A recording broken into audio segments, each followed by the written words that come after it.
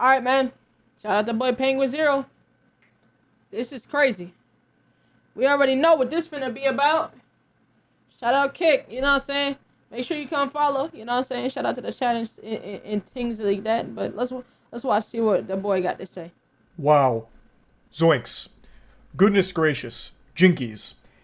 We may be in the midst of one of the wackiest moments in internet content creation history. If these reports are accurate, and I can't speak to the authenticity myself, I haven't had my team of analysts really dive into the weeds of it and get down into the meat here, but there are reports that XQC just signed a 2-year, $100 million streaming deal with Kick, and it's not even exclusive to Kick. If that number is accurate, that would make it the 12th largest sports contract ever signed. Now, of course, you'd have to be huffing some very serious glue to try and conflate streaming with professional athletes, but it just goes to show you the value of the contract here and just how many doubloons we're talking. I came into this world as a little baby kicking, screaming, shitting my diapers, and now I'm kicking, screaming, shitting my diapers all over again because I can't believe what we're seeing here. I have been tapped into the mainframe of internet wackiness for over a decade now. I'm like Charles Xavier in this throne here, in Cerebro, just looking at all of the goofiness happening across the web. And I've been doing that for so long, and I could have never foreseen something like this happening. A 9-figure... $100 million. My whole Kick is crashing. Again? $100 million, bro. Like, really just sit back and think about that. $100 million. Deal for a streamer to stream on a different platform. And not even exclusively, mind you. This is a non-exclusive contract for 2 years. Meaning, XQC gets to have his cake, eat it too, and fuck the baker. So he can stream on Kick and then still stream on Twitch all the same. He did make a Twitch stream earlier today, kind of to go over the announcement as well as the plan going forward. He's saying he's going to be streaming on Kick quite a bit, obviously, but he can still have the freedom to stream on Twitch when he wants to. I'm going to go ahead and rip the band-aid off and throw a little cold water in the face of all the juicers here that are under the impression he'll probably still be active on Twitch. I don't think he will. He legitimately has no incentive to stream on Twitch. Twitch is a platform that has banned XQC like 5 times. It is also a platform that has... And I had comments like that today, like, but it's non-exclusive. All right, but also, these contracts come with hours. You have to stream a certain amount of hours. These contracts come with hours. Right? And the only reason it's best to make it non-exclusive is so the fact that he can go live on Twitch like he did earlier. He was live on Twitch with 100,000 people and was like, all right, y'all, we going to Kick. And literally broke the site.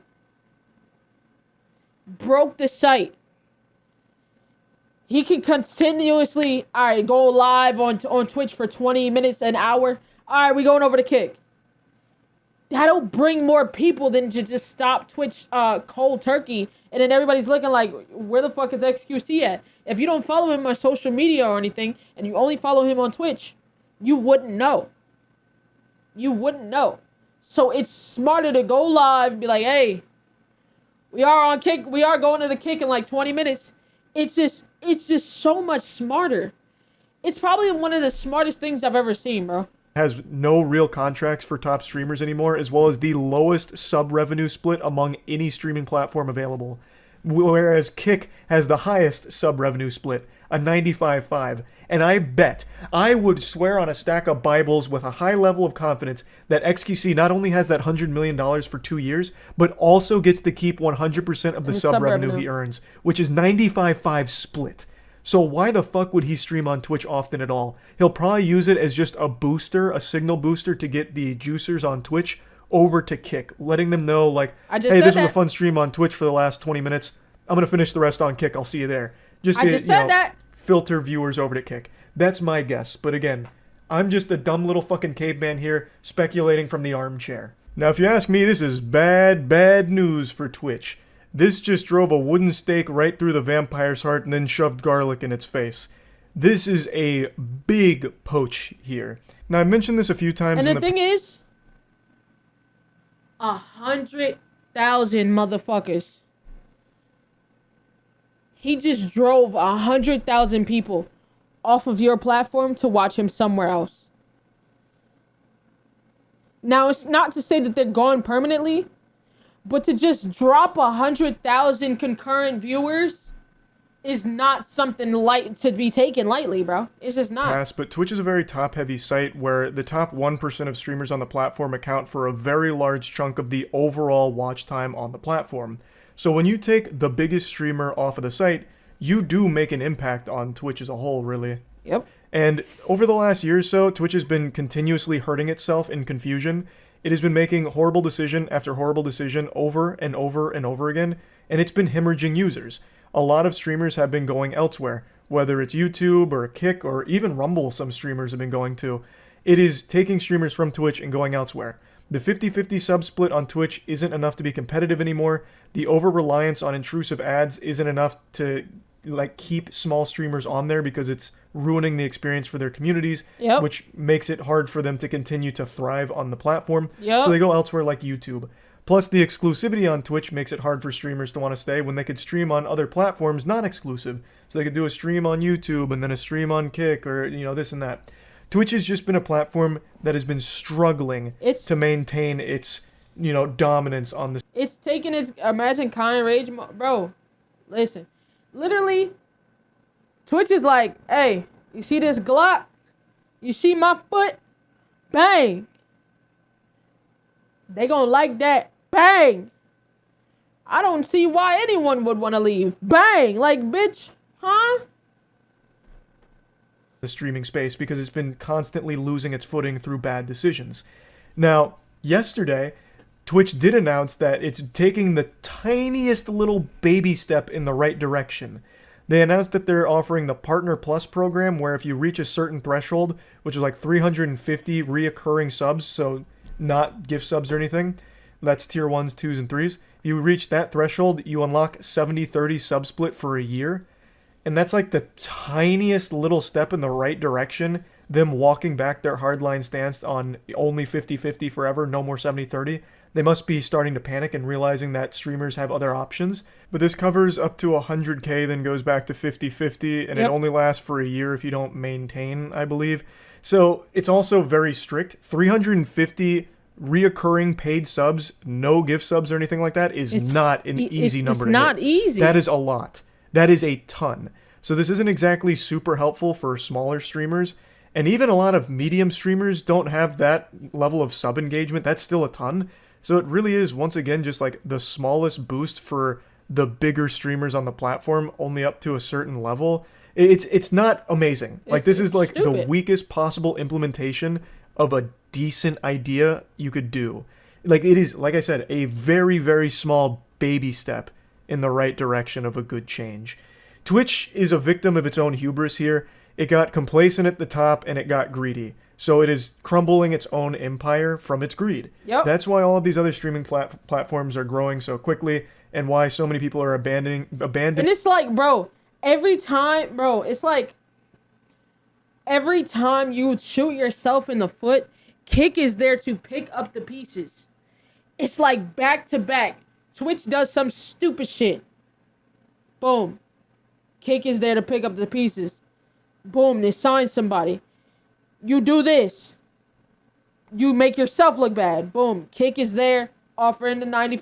It's like they're constantly doing nothing but making Kick look better, bro. The sinking ship of Twitch. That's just the reality of it.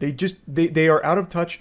They lost direction on what to do with the platform, so they just keep rolling out bad choices. And even when they do have a good idea, they're too afraid to actually just commit to a good idea. So yeah, it's very frustrating. Now I've seen the obvious comparison being drawn with Mixer because you might remember Mixer actually was able to steal away Ninja from Twitch back when Mixer still existed. And I'm sure all of you have forgotten that name. That's like an ancient relic on the internet, even though it hasn't been that long in the grand scheme of things. But it died so quickly and with such like a sad wet fart of a swan song that most people have forgotten it ever even existed. Mixer stole Ninja. They paid a ton of money They shelled out many clams to get Ninja, as well as Shroud and King Athalion, but Ninja was the #1 streamer on Twitch, and Mixer got him. And it didn't work for them. The site still inevitably crumbled, and it never got popular. It always remained kind of this pitiful little joke of a service. And I think another reason that happened is because it was an exclusive deal. It was like, you can't stream anywhere else. So it wasn't as easy to funnel all of those viewers that he get. That's why the non-exclusive is so smart. People are like, oh, non-exclusive. That's the smartest thing you can do, is funnel those viewers over to the site gradually. You think niggas is gonna stop cold turkey? No, they gotta get used to the site. They don't want to just stop. They don't. You know what I'm saying? So, it's just a smarter thing to do. However, I don't really think Kick is following that same blueprint. I don't think its fate is set in stone the same way Mixer's was. I made a video about this on my second channel talking about the streaming wars. Hold on, chat. Kick is accomplishing something that Mixer never did. It's having people organically sign up and choose to stream there as a first option. I read a report the other day, take it with a grain of salt, I don't know how accurate these numbers are, but only a week ago, Kick had an influx of 1.2 million users sign up to the platform. Mixer probably never even saw 1.2 million people go to their site across the entire time it was alive. That was 1.2 million users signing up to the platform, according to the reports. So Yep. Kick is actually just getting users to go there, which is something Mixer never had happen. That was a pipe dream for that platform. Now, Kick blew up because it kind of got the reputation of, like, the detention class, right? Like, all of the banned streamers went to Kick.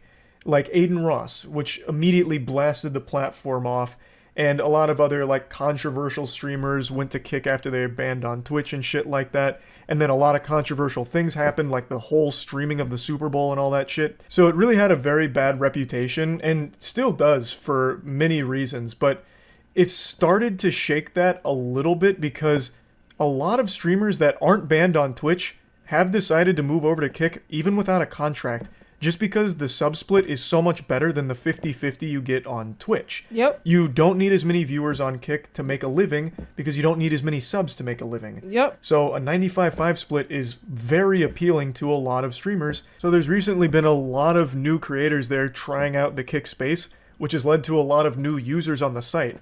So even when the big players on Kick aren't online, it's not a barren, empty wasteland. There's still quite a few users through quite a few different categories. Yep. So that, I do think, sets it apart from Mixer. I don't know if that necessarily means it's going to succeed or anything. I don't have a fucking crystal ball. I can't predict the future. But I will say that it does seem to be doing a lot better than Mixer did, even before the XQC signing. Now, I do want to... Damn. Yucky. I do want to talk damn, about something that a lot of people talk about, and I do think is a very important talking point. Kick is backed by Stake, which is a crypto gambling casino. It's why their pocketbook is so big. And obviously, a lot of people aren't too thrilled about gambling being so prominent on Kick. As of right now, the slots and casinos category on Kick is their biggest, and it's really not even close. So that leaves a pretty bad taste in most people's mouths, mine included. I've been very outspoken about sponsored gambling not being great. You're just selling your audience on an addiction. You're trying to get them to sign up for crypto casinos and shit like that. And a lot of times they're not even using their own money, they're using house money. That is something I very much think is a load of dog shit. I think that is awful. Now, when it comes to Kick, I did extensive research on this out of curiosity because I kept hearing that Kick was mainly a front to get people addicted to Stake gambling because Stake owns it.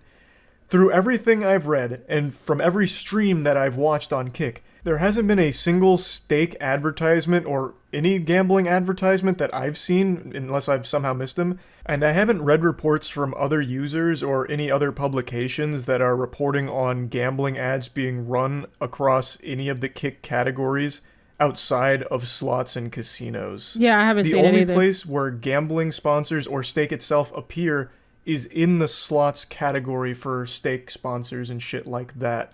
So I guess kind of like what Twitch used to be before the gambling ban last year, where all of the gambling which is the ads and same sponsors shit. existed in that one category. That appears to be how it operates on Kick as of this moment.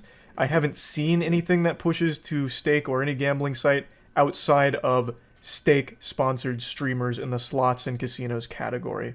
Now, again, maybe I've missed it. Maybe there just hasn't been enough information about it in articles. But as of right now, maybe that's the impression that I've been getting. And also from what I've been reading, it seems that stake wants to separate itself from Kick. It wants to be two very separate entities that don't really feed off of each other. They want it to be completely separate. And I guess that's what they're going for here. I don't know how successful it is as of right now. Again, no matter how you spin it, pumping gambling is just bad. Now, I do think it's always worth mentioning that Twitch isn't squeaky clean either. It's backed by Amazon. Amazon is no saint of a corporation either. Amazon isn't a company of angels and high morals. Yep. That is also a pretty evil corporation that backs Twitch. So, both of the big players in streaming, and YouTube as well, being backed by Google, Google's done so much shady shit as well. None of these corporations are exactly benevolent overlords worthy of celebration. They're all bad and evil in their own right. It's just a matter of which platform you as a user or you as a streamer feel most comfortable on, I think, at the end of the day. So I just wanted to talk about that briefly because that is something that is inevitably always going to be discussed when Kick is in the conversation. And of course, it's completely understandable why. So this whole thing has been really wild to watch unfold. I actually would have never envisioned a world where Twitch would be in the position it's in today. For the last year, the writing's been on the wall. If you go back 8 months, I made a video called Twitch is Dying, and that was kind of right on the money. Twitch has been continuously going downhill, and now all of the competitors are being elevated substantially because of it. Yep. And it's all Twitch's fault. It is entirely Twitch's fault. So it's wild to watch a business sink itself when it had a complete stranglehold on the market. Yep. Twitch was the streaming platform. Now it's becoming the joke. Yep. So just wanted to talk about this because obviously this is the biggest content creator deal I've ever seen. I think it's probably the biggest content creator deal ever. Hands down, like in general. Yep. So yeah, I definitely wanted to talk about that a little bit. That's it. See ya. Yep. That'd be it. Hey. It is what it is. It is what it is. It is what. Shout out Kick, man.